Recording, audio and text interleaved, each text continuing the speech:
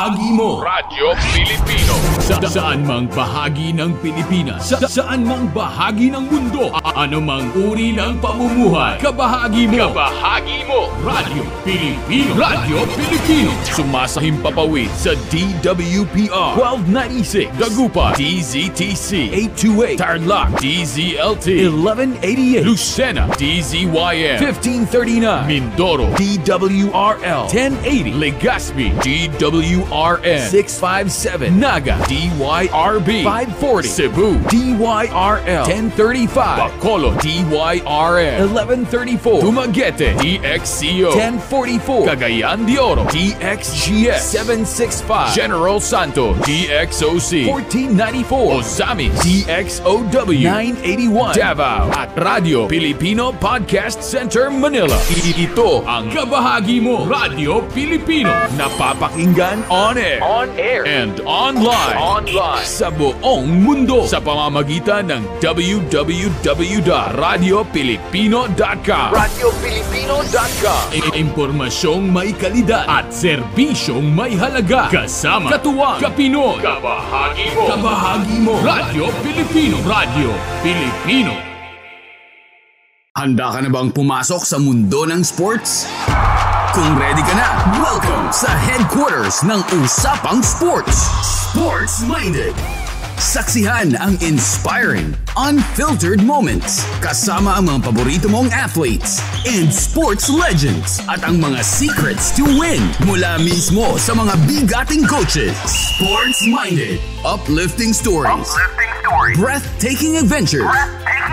And real-life conversations on and off the court. This is your exclusive access to the celebrities of sports. This is Sports Minded. This is Sports Minded.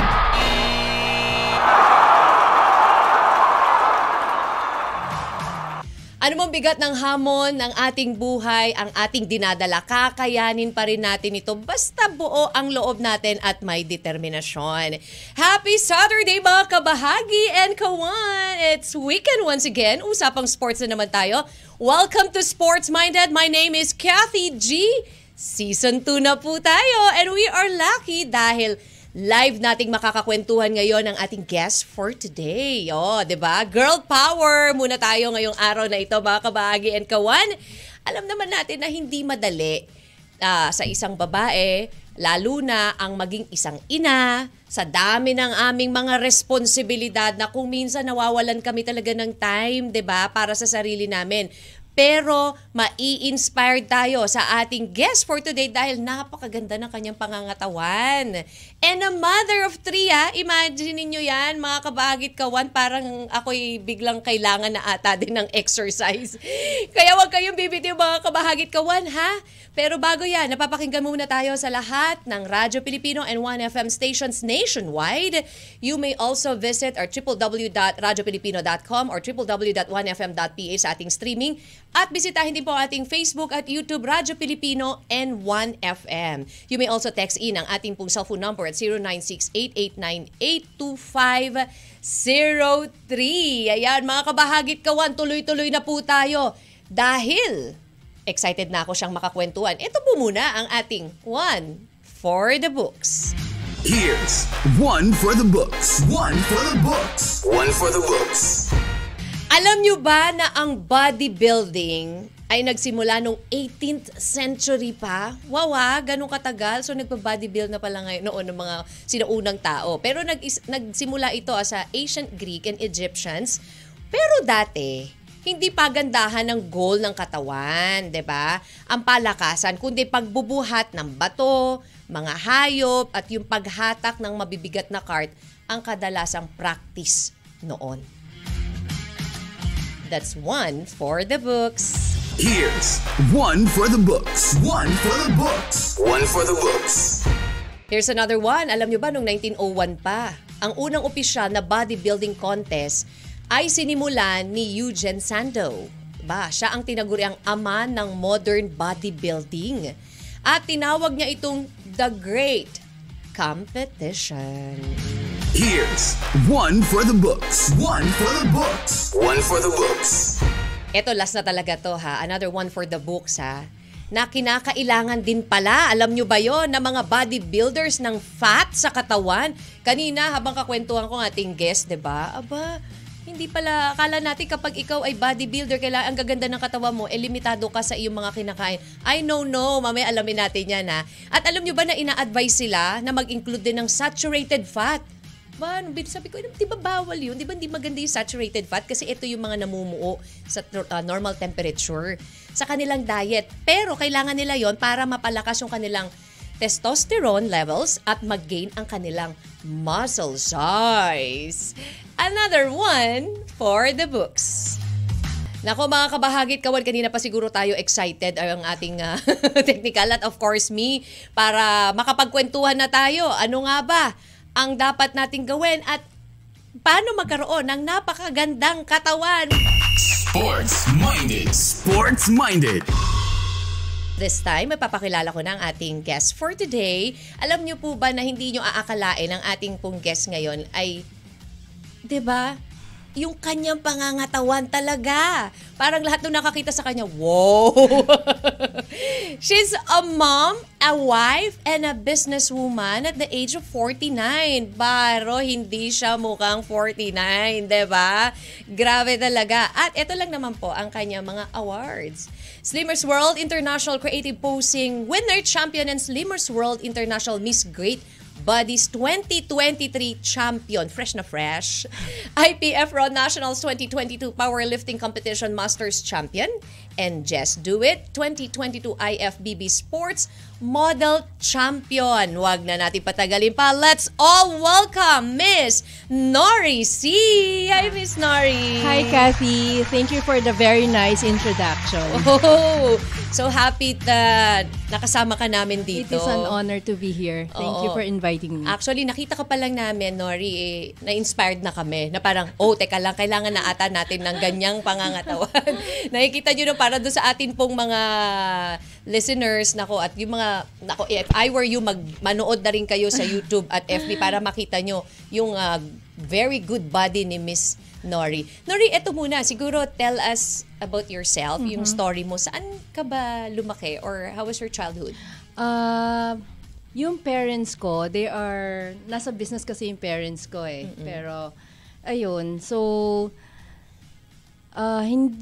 siguro nakita ko yung habit ng pag-workout sa father ko talaga. Okay. Kasi although, nakita ko sa kanya since bata pa ako, na nagkakalisthenic siya.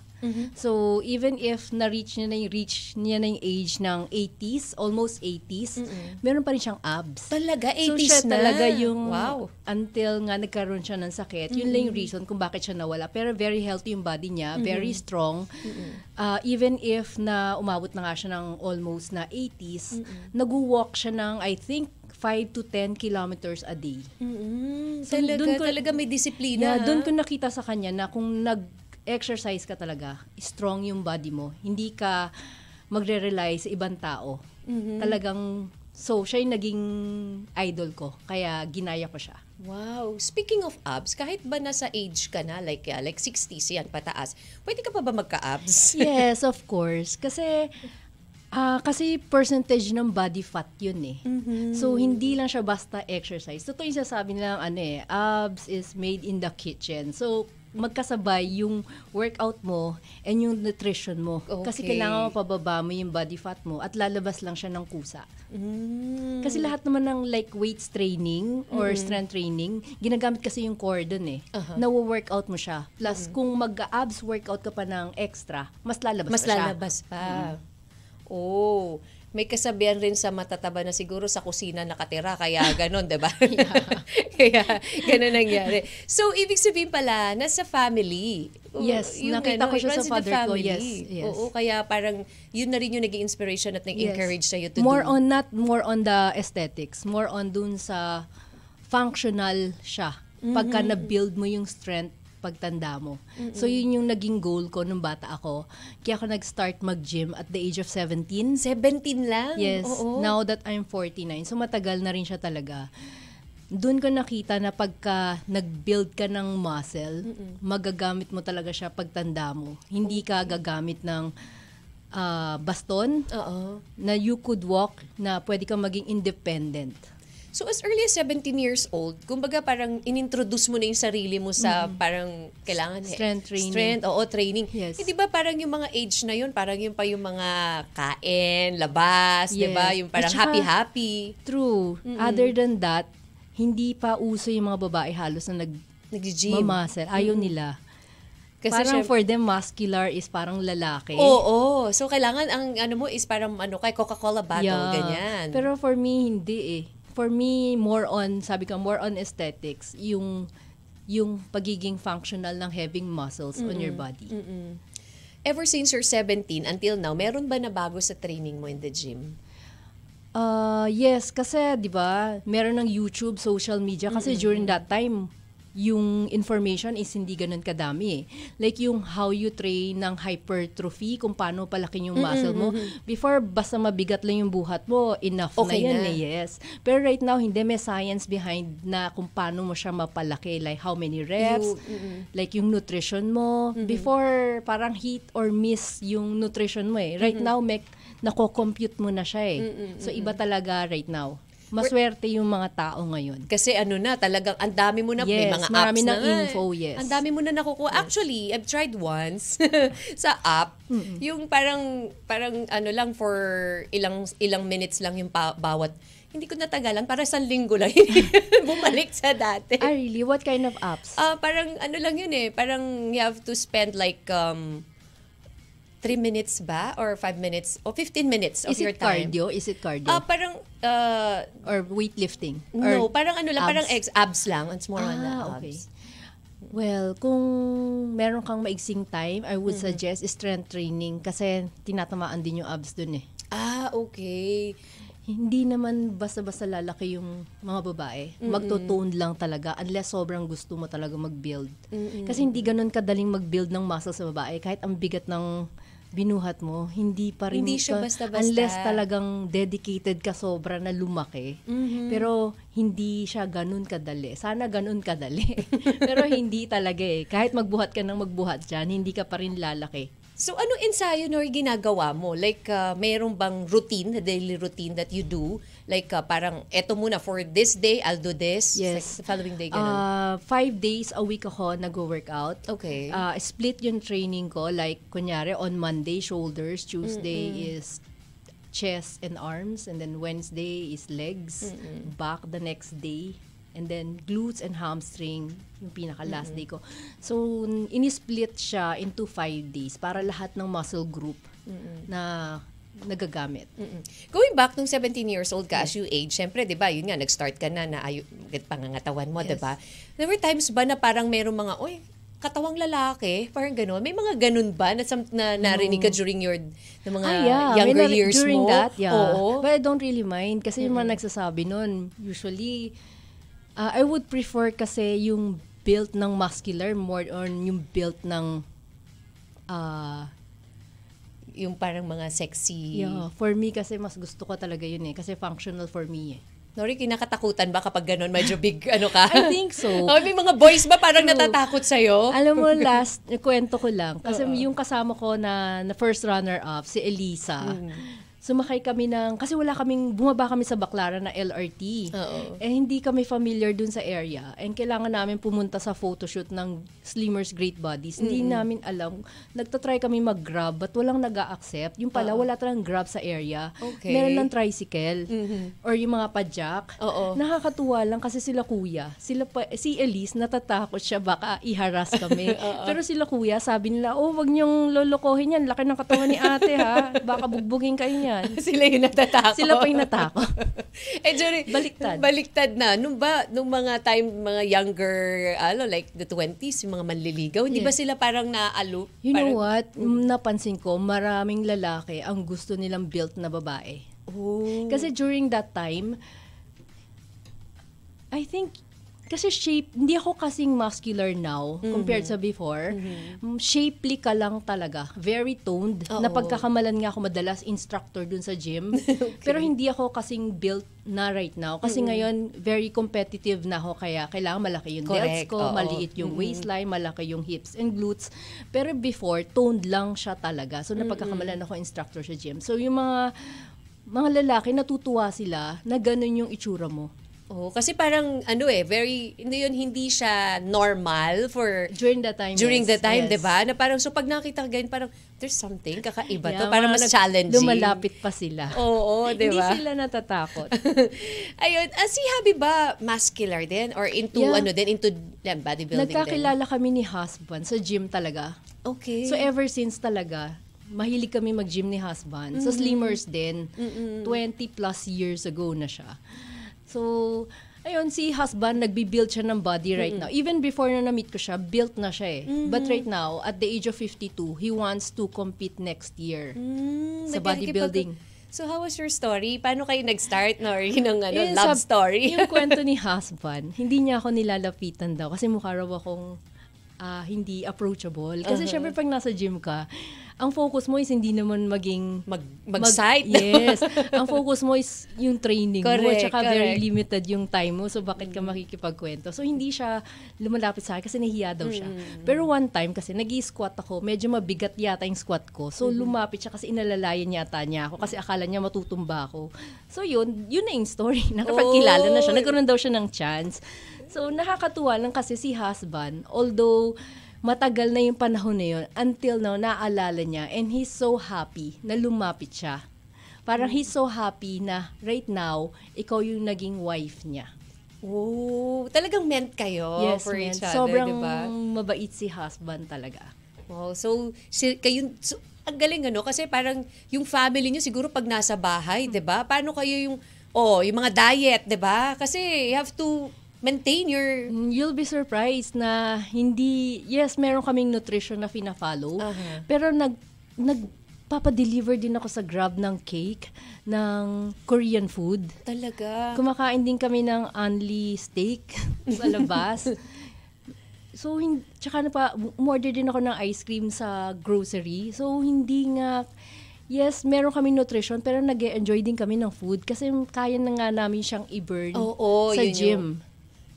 So, yun yung curious doon tayo pupunta. Kasi eto, Snorri, ang daming mga gustong malaman yung pagdating sa diet, sa Yes. dieting, diba? Like ako, ang unang question na sinasabi nila, is it allowed to eat, alam mo yun, sabi nila, ang egg, very makolesterol. Yes. Okay ba yun? How's your diet? Yung sa egg ba, nag-egg ka ba everyday? You know what? Based from experience, good sa akin yung egg eh. Pagka kumain ako, usually egg na kinakain ko in one day is 5. 5. Full egg siya. Okay. Siguro 3 in the morning and then 2 bago ako matulog. So, included pati yung yung egg yolk. Yeah. Okay. Ini-include ko siya, pero counted yung macros ko. Macros is like yung how many calories per day.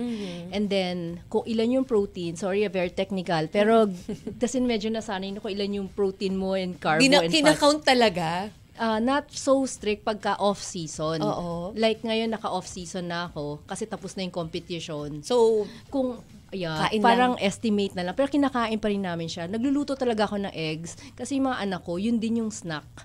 Para kasi pag kumain ka ng ganun, nawawala yung gutom mo.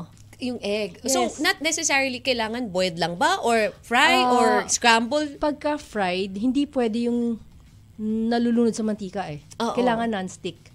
So, mas madali kasi ang boiled kasi pwede mo siyang iwan sa ref and then eat mo siya the next day. Or pwede mo siyang iwan lang dyan sa table and Oo. then kakainin mo siya from time to time kung kailan mo lang gusto. Kasi pagka boiled, kung fried, kailangan mo kainin right away. Kasi, eh. oo. Yeah, so we boiled the So, eggs. most, talaga, yung Yeah. recommended is boiled egg. Yeah. Okay lang yun. Yeah. Ang sinasabi rin nila, kailangan wag kang mag-white rice. Ay, not true. More on the brown or the red rice kasi parang ang high in sugar itong white rice eh. Is it true ba pag sa mga like yung sa bodybuilding. inyo? Oo, bodybuilding. Ay, kung makikita mo dun sa mga Mr. Olympia sa US, Oo. kung makikita mo yung rice nila is just white. Okay. Ako, based for my experience, nung pagka may competition, white rice lang ako, hindi ako nag-brown rice eh. Kasi calories is calories eh. Pareho lang naman din siyang sugar. So, pareho lang siya for me. So, wala akong nararamdaman of difference. Kaya hindi ako lumilipat na sa ibang color ng rice. It's just white. Oh. Tsaka, yun, pare-pareho kami na kinakain ng anak ko. So, we really eat rice. Lalo na breakfast, lunch, and dinner. So, it's not true na hindi ka Kailangan. pwedeng kumain ng rice. We need rice. Lalo kasi na sa inyo. Yes. Kasi pag nagbuhat ka, you need carbo eh. Pero sa mga normal lang na hindi nagbubuhat o wala man lang ka-exercise sa buhay, katulad ko, limit dapat. Limit, and you have, siguro kami kasi, we measure yung rice namin. Like, per meal, depende kasi yun sa calorie requirement. Kailangan mga 100, 250 grams or 200 grams Nako, of rice. You really have to measure. Kasi like, pag sinabi mo isang kamao lang yung rice mo, gaano ba kalaki yung kamao mo? Baka ang laki. Or sabi mo isang cup, baka naman laki ng cup. So, kailangan din talaga ma-measure. Kailangan discipline talaga. Yes, meron naman din kasi ng app, yung MyFitnessPal. May kita mo na dun kung ilan yung calories ng per 100 grams of rice eh. So, hindi ka na malilito. Ang dali na nga sobra ngayon eh. Unlike before, na yung pag-estimate mo is yung kung ano yung nakita lang na mata mo. Ngayon, kaya mo na siyang i-measure, which is mas maganda kasi kung ano yung pumasok sa body mo, magbe-benefit ka talaga kung tama siya. Nako, talaga naman. Napakaganda nung ating pinag-uusapan, ha? Ang dami nating natutunan. Hindi pa yan. Intro pa lang yan. Umpisa pa lang yan. Nako. Sports-minded. Sports-minded.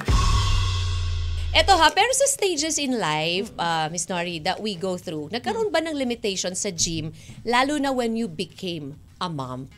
Yes, definitely. Kasi syempre ang focus mo is yung anak mo na, hindi na yung sarili mo muna. So, pagka tuwing nanganganak ako, hindi ako nag-gym for like 2 to 5 years actually. Depende dun sa hirap sa anak ko eh. So, minimum of 2 years. Usually, hindi talaga ako bumabalik. Focus ko lang yung mga bata. Ayoko ma-stress kasi naniniwala ako dun sa postpartum. Yeah, oo. So, hindi ko siya... Okay lang sa akin na hindi ka ganun kasing ganda nung before. As long as naalagaan mo yung anak mo. Ayoko magdagdag ng stress dun. True. Nagkaroon ba ng muscle? O yung nawala ba yung muscles during that time na yes, nag-rest syempre ka? kasi tataba ka dun eh. Pero naniniwala naman ako sa muscle memory.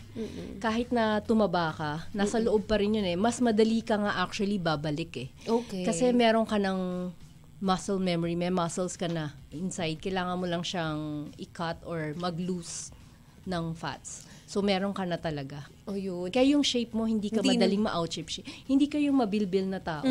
Kasi may muscle ka eh. Kahit na tumaba ka, may shape ka pa din eh. I see. Kaya pala merong iba na like, di ba may mga mom, may mga kababaihan na kapag nagbuntis sila, hindi na bumabalik yung katawan. Oh, kasi And nag-start sila sa fats. Sa fats. May iba naman talagang kahit na anong ilang kain nila, panganganak nila, still gumabalik yung normal body build nila.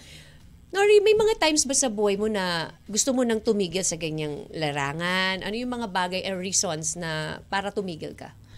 Wala. As in talagang hindi mo naisip? Hindi. Actually, ang mindset ko is kahit na umabot ako ata ng 80, ang goal ko is to be functional and still be athletic.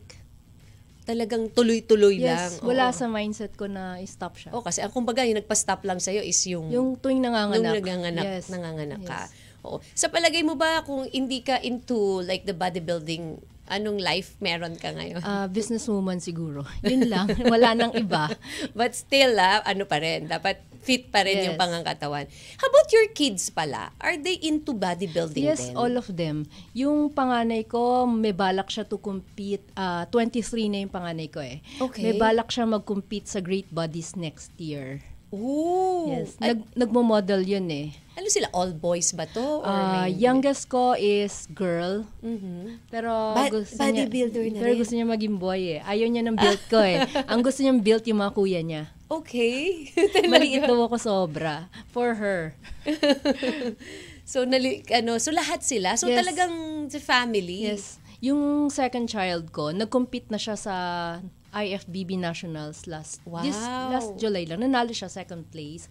And then NBF, champion naman siya din doon. So, paano yun? Siyempre, being a mom, diba? Tapos lahat kayo dyan, kumbaga, physically fit, maganda yung pangangatawan, bodybuilding. Paano yung preparation ng food? Alam mo, ang prepare ko lang na food is yung sa akin and yung youngest ko eh. Kasi si husband and then yung second child ko and then yung eldest ko, kanya-kanya kami luto eh. Meron lang kaming nakaprepare na meat, fish, and chicken sa freezer. So, yun, sobrang basic lang yung cooking, wala ganong ingredients eh. Yun nga gusto kong tanungin din eh. Wala. Alam mo yung ano lang, kinukook mo like, kunyari, ground beef. Oo. Pero kailangan sobrang wala halos fat. Na halos 90 to 95% na fat-free siya. Wow, okay. Yun, lulutuin mo siya sa non-stick pan ng siguro salt and pepper lang and that's it. Yun na yun. Yun na yun. Oh. And you don't mind kasi kakainin mo yun for like 5 days in 1 week and then yung may cheat days ka na ng 2 days. Cheat days ng 2 days, tapos 5 days, ganun lang yung diet Yeah. mo. Sa cheat day ba, yun nga, ang sabi nila kapag cheat day mo, syempre kain eh. Ito yun eh, parang kain to Hindi the naman maximum lamon. level. Di man lamon. Hindi. Kasi kapag cheat day, ito na yung, Anything parang that you tuwan-tuwa ka kapag cheat day ka eh, di ba? Mag-buffet ka Hindi. na, ganyan. Pwede rin naman mag-buffet. Okay. Pero wag naman weekly. Siguro once a month or pag may occasion like birthdays. Pwede. Pwede naman, yes. Yung meron bang ano yung mga myth and misconception sa pagba-bodybuilding? Kasi syempre 'di ba bilang isang bodybuilder, meron tayong mga pinaniniwalaan, meron ding mga parang ay, hindi naman totoo 'yan. Meron ano yung mga Na sobrang strict, na ang hirap niyang gawin, ang hirap mag-follow ng nutrition plan. Hindi mo naman, sa kami kasi, wala naman kaming dietitian yung family ko. Meron lang, kasi nga may app na nga ngayon, may kita mo yung macros calculator sa Google. May kita mo kung ano yung, kung ilan yung, i-input mo lang yung height mo and weight mo. May kita mo na yung protein requirement mo, yung carbo mo, and then yung fats mo. You just have to follow that. And then samahan mo siya ng strength training, wag lang cardio, para ma-build mo talaga yung body. So, yun yung misconception na mahirap siya gawin. Pero hindi. Kasi ngayon, yung technology is meron na siya eh. Social media nandyan na nagtuturo din eh. So, everything is so easy right now. Ayun, siguro maganda yung encouragement eh. Kasi like nga kanina, I've mentioned na parang I started, pero hindi ako naglalast. Minsan sumasali ako, may mga Zumba dance. Yes. Parang after a couple of, alam mo yun, joining them, biglang, nawawalan. Alam mo, paano ba maging consistent? Parang gano'n. Paano ba maging consistent You sa know what? ganyan? Based from my experience sa family ko, you don't have to be motivated. Okay. We're not motivated. We just do it. So yung word na consistency is the key. Yes. Kasi pag yung motivation, nawawala kasi yun eh. Kailangan yung mindset mo should be, gawin mo siyang habit na hindi mo na siya iniisip. It's like eating, Normal drinking. na lang. Yes. Okay. Kasi kung motivated ka, nawawala yun eh. Pero pag ginawa mo na siya everyday, siguro i-try mo like for 1 month na consistent ka for 5 days, magiging habit mo siya. Oh, dito ba sa pangangatawan ko na to, Nori? Madalas cheat day sa akin eh. So how long do I need to be fit and little, parang hindi ko naman kailangan maging muscular, but to be physically fit? Siguro, ang advice ko is wag lang cardio. Kailangan dagdagan mo siya ng strength training. Kasi yun yung pag nag-build, naging toned ka, at nagkaroon ka ng naging toned ka, mas mabilis yung fat burning mo eh. Okay. Kesa sa cardio. Kasi minsan, water loss yung nawawala. Hindi kasi nag-body recomposition siya eh. Okay. So, kailangan mo talaga mag-body recomposition. When you say body recomposition, it doesn't have to be very muscular. Like sa amin na nagko-compete.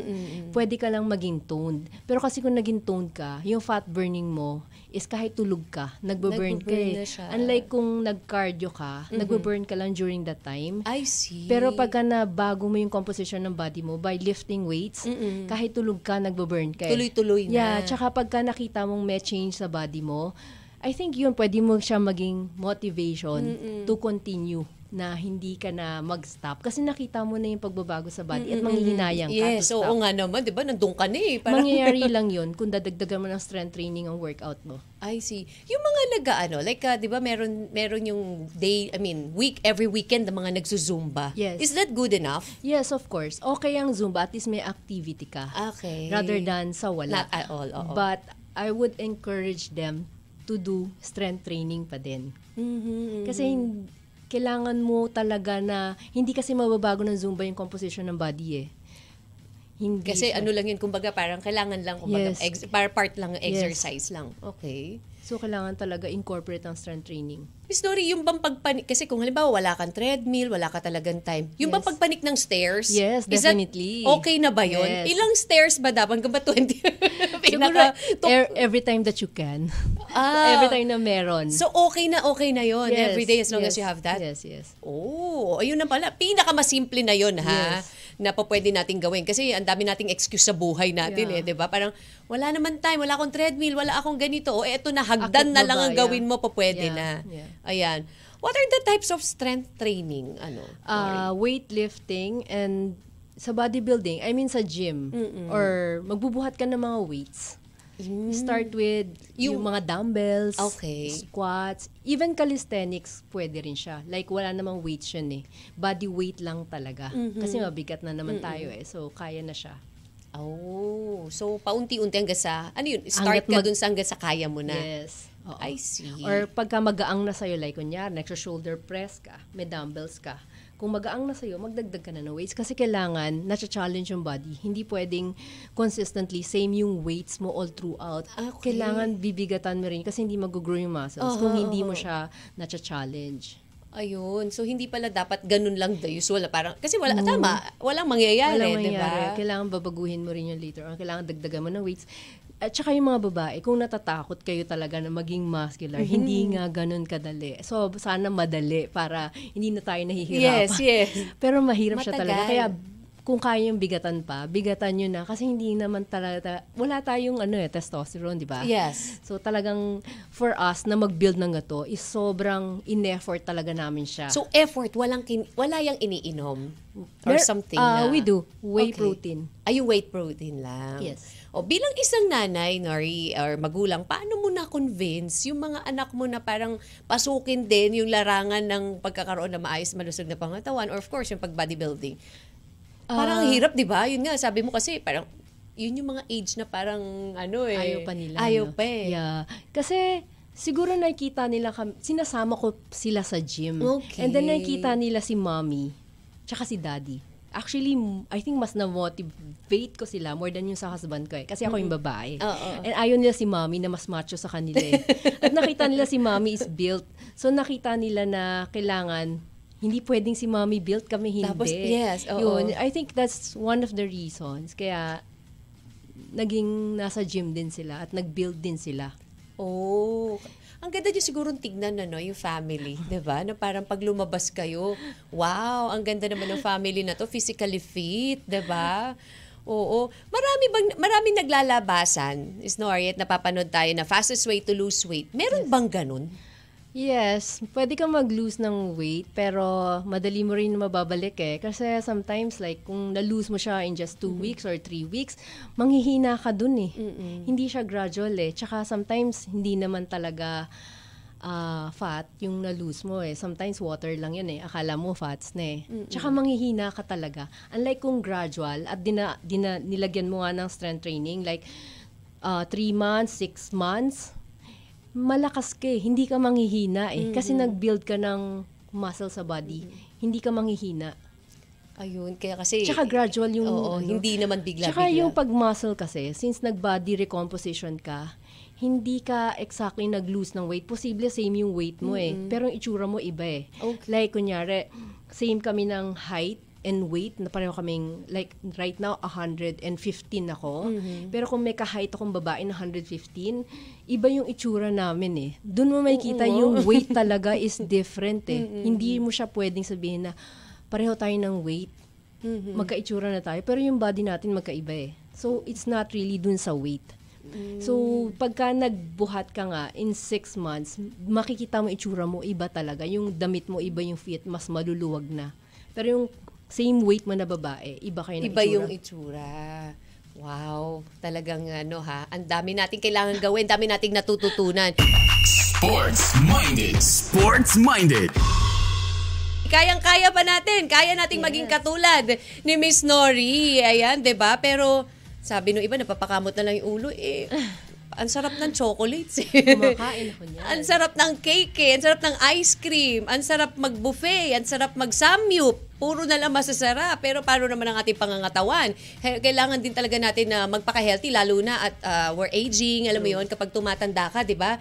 Kailangan talaga medyo, ano ka na rin conscious ka na talaga doon sa mga kinakain mo. Yeah. Nakakatuwa nga kasi parang like mga friends ko when we're meeting, kapag sinasabi namin, we're talking about, nagpa-check up ako, ganito, ganyan, sabi niya, parang sign of aging na, no? Kasi pinag-uusapan natin, puro about health na natin True. We're not talking about kung saan tayo pupunta, saan tayo paano papanoodin, diba? But very important talaga that we take care of ourselves, diba? Lalo na yung health natin.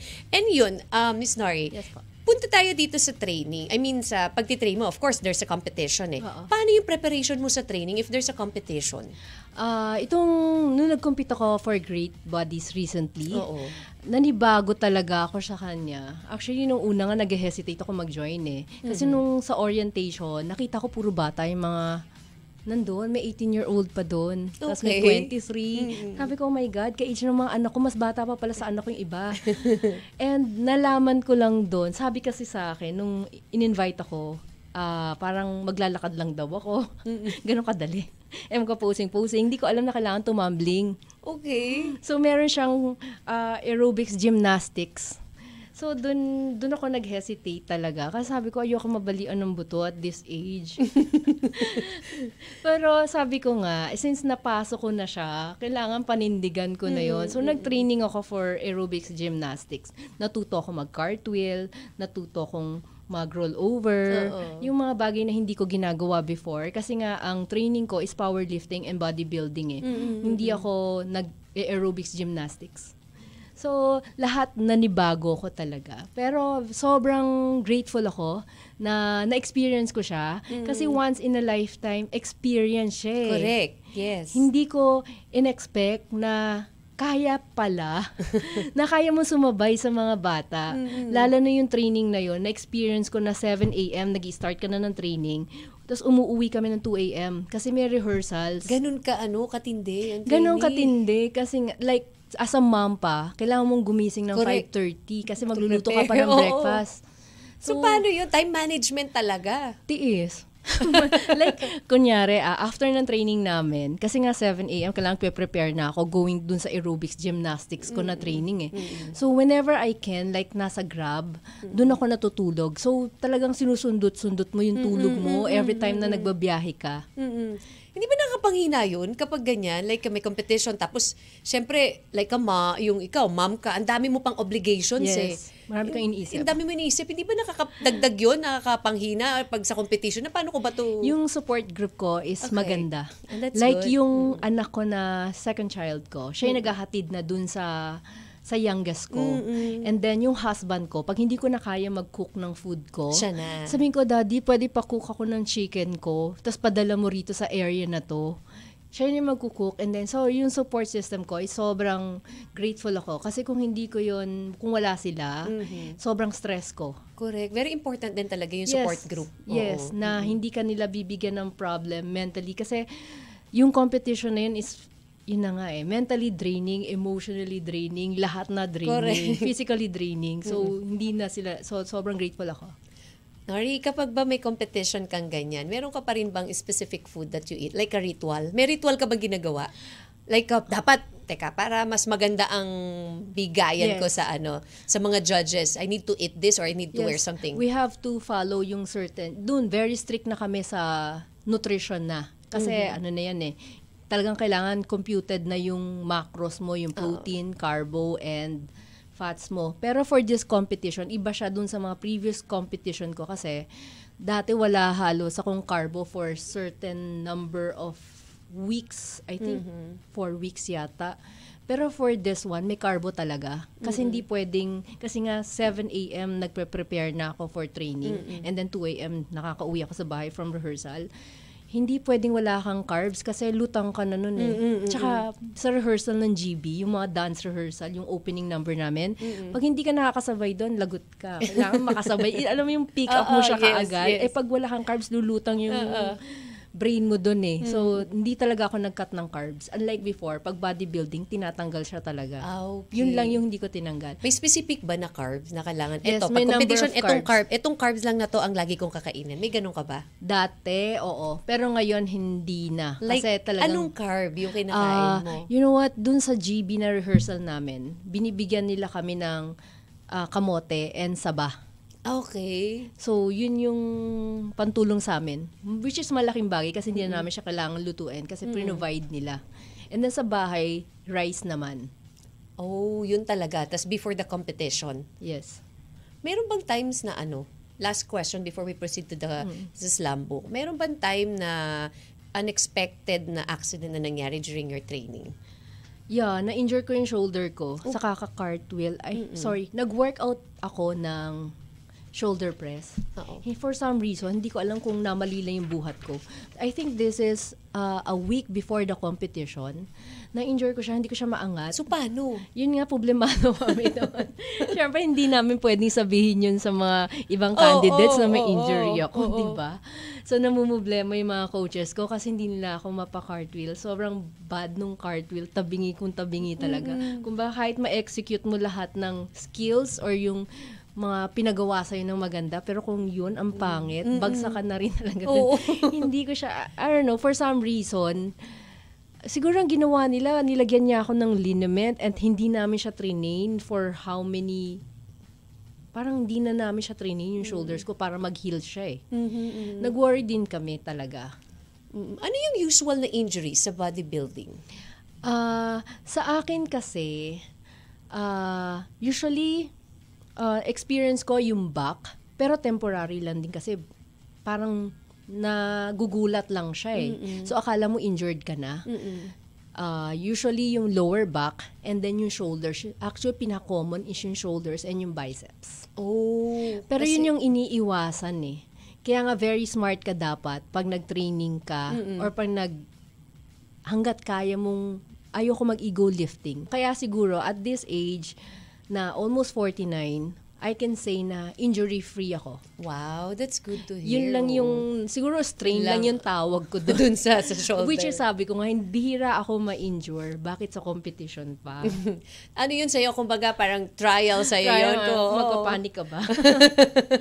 Nako, ang ganda-ganda po ng kwentuhan namin ni Nori. Pero mga kabahagi kawan, hindi pa natatapos yan, don't worry. Dahil we'll proceed na sa ating Slam Book. Slam Book. Slam Book. Marami pang katanungan, Nori eh. Kasi ang dami namin gusto malaman. Para sa mga kulang sa sa exercise. James Calleja, sabi niya, ilan po ang meals nyo per day? I think you mentioned kanina. 5 to 6 meals. 5 to 6 meals. Breakfast, lunch, dinner, and then pre-workout, post-workout. Jonathan says, para po sa inyo, ano po ang best bodybuilding food?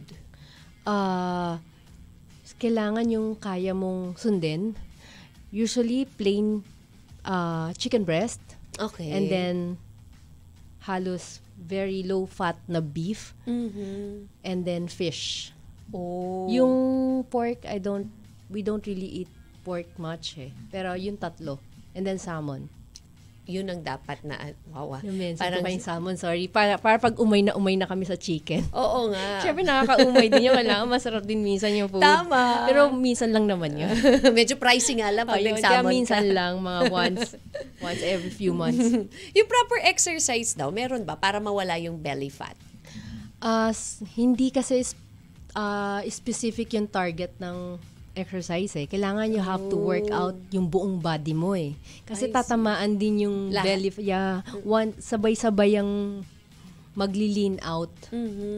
So, hindi lang belly Hindi lang fat. sa belly Yes, fat. kailangan wag mo i-focus yung belly fat. I-focus mo lahat, buong body. So, kung nag-workout ka from head to toe talaga, wag lang abs. Complete. O kasi 'di ba may mga naglalabasan na videos, 'di ba? How to lose your Yun lang. belly fat, how to Hindi. have a big butt, Hindi, ganyan. buong body siya. I see. Much better. Yes. Oo. Si Terry Malonzo, ilang sets at reps po ang kinakailangan sa isang araw?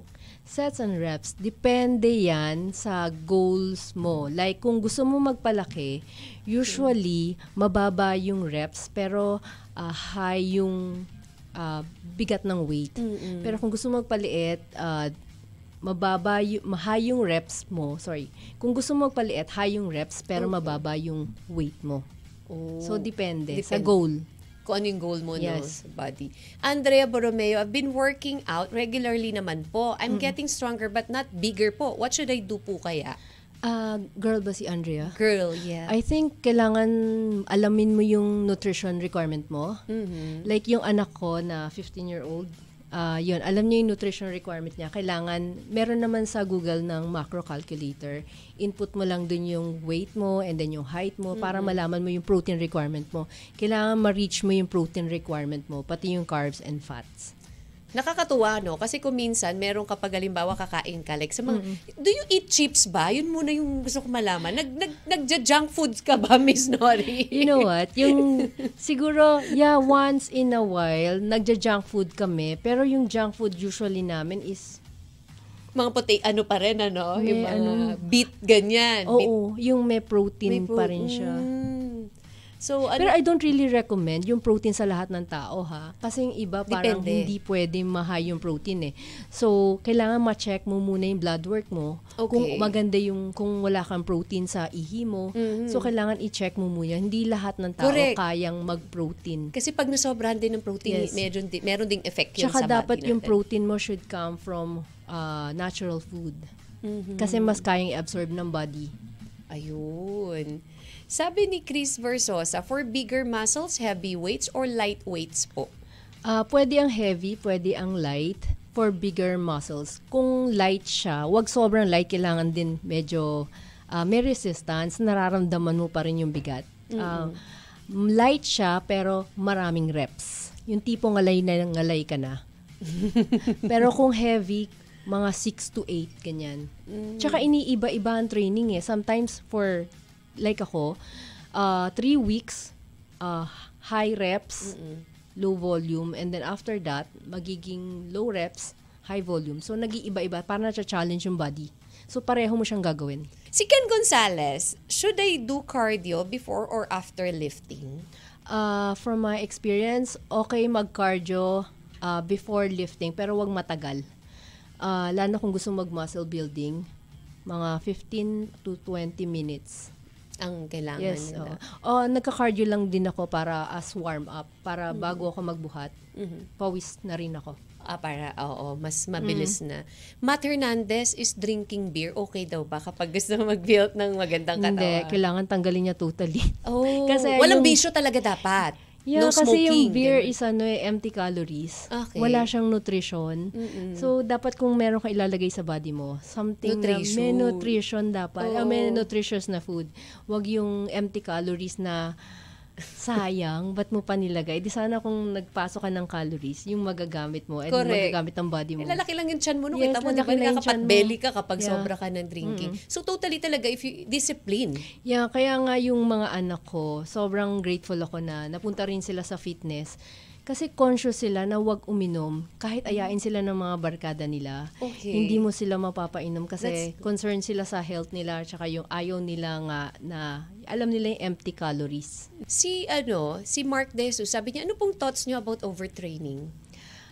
Syempre kailangan may pahinga ka din. Oo naman. Parang napapagod din naman ang katawan. True. Ako nagre-rest ako. Actually, as much as I can. Yung coach ko kasi, gusto niyang meron akong active rest. So, minsan ginagawa ko siya, minsan hindi. Pero, sa Saturday and Sunday, active rest yung tawag namin doon eh. Nagwo-walk ako ng at least mga 1 hour. Yun ang talagang... Yun na yung rest ko. Kasi mahirap din. Pero parang ano pa rin yun exercise pa rin. Pero yun yung pinaka-basic kasi mas mabigat yung buhat ng Monday to Friday. Okay. Talagang bugbugan dun eh. So parang rest ko na siya.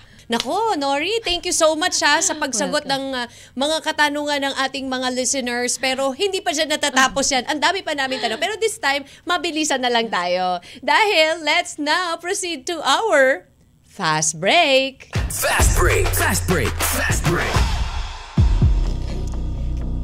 Nori, mabilisan lang kayo po. Carbs or protein? Protein. Daytime training or nighttime training? Daytime. Heavy weights or lightweight? Heavy. Cardio or weights? Weights, definitely. Creatinine or caffeine? Caffeine. Who is your bodybuilder inspiration? Sibam. Stronger or more stronger? More stronger, definitely. What's your motto in life? Live a happy life. True. What is your favorite number? 6. 6-pack abs or 8-pack abs? 8-pack. Chicken or egg? Egg. Lights on, lights off. Lights on. Complete the sentence. Lahat gagawin ko para sa aking. Family, definitely. Ang hashtag ng buhay mo ngayon. Hashtag live a healthy life. Thank you so much, Miss Nori. So much sa pag-sagot ng ating fast break. At yes, DJ Mako, sige, bago natin may pahabol na question lang tayo dito. Ano ang benefit ng protein sa katawan? Bakit hindi siya maganda para sa iba? Muscle building kasi ang protein nare-retain siya sa muscle. Hindi siya maganda sa iba kasi iba meron ng condition sa kidney. So hindi pwedeng na-overload ng protein. So talagang kailangan mo magpa-check up. Ayun. And syempre, would like to ask your message para dun sa tao, sa mga kabataan who wants to be like you, how to be you, with, syempre like kami din na mga mommies na paano ba magkaroon ng isang magandang pangangatawan, Ms. Nari? Yung message ko lang is, if you could start now sa strength training or going to a gym, do it now kasi it is an investment.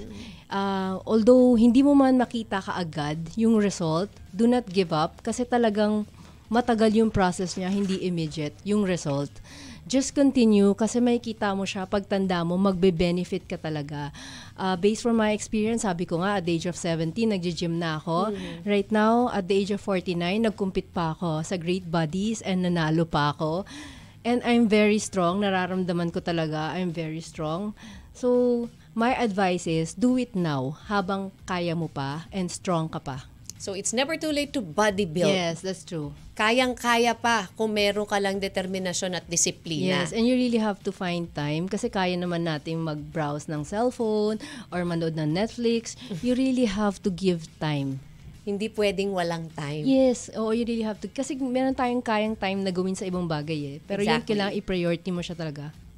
Yun. Kasi that's health For those parents naman na aspiring katulad mo na bata pa lang yung mga anak ini-encourage na rin nila to be into bodybuilding. Maganda siya kasi pagka na-encourage mo yung anak mo, kailangan kasi mapakita mo rin sa kanila na ganun ka din Yeah. Mahirap silang i-push kung ikaw hindi mo ginagawa. So, kailangan maging example ka to them para makita nila yung, like yung mga anak ko, nakikita nila na yung mga classmates nila, pag nami-meet kami, nagugulat, they're very proud.